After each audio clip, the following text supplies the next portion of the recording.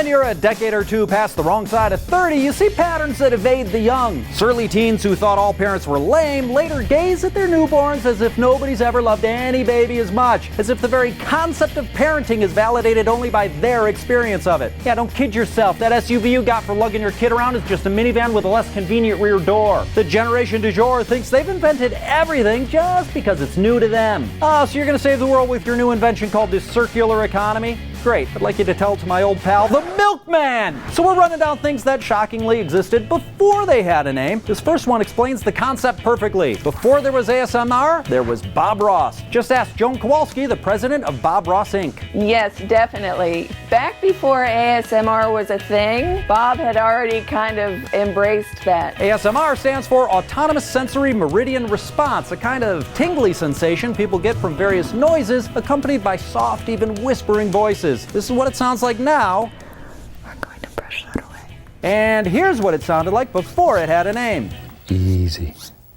Caress it very lightly. The sound of the brushes and the knives on the canvas, his voice, even just his appearance is just very soft and soothing. If you call a box perm soothing, sure. There are a lot of scientists and doctors that prescribe Bob Ross to their patients. If your doctor writes you a prescription for Bob Ross, be advised the side effects can include friendly trees and happy accidents. Next, before there was a gig economy, there was Temp Work. If you don't believe me, here's Tammy Browning, president of Kelly OCG, which grew out of Kelly's Services. We've been providing temporary labor for 75 years. We've been around a very, very long time, and we're proud of our roots. Back in the super sexist Mad Men days, offices would book a Kelly girl to fill in the gaps. But the gig economy is totally different, right? No, gig work's been around forever. I knew it, so why change the name? I think a lot of it had to do with the stigma. There were people that really didn't want to be a quote-unquote temporary worker, and they felt like perhaps that was less than. What has changed is the power dynamic between companies and workers. It's flipped itself over where the worker is actually trying those companies on for size to determine whether or not they want to work for them.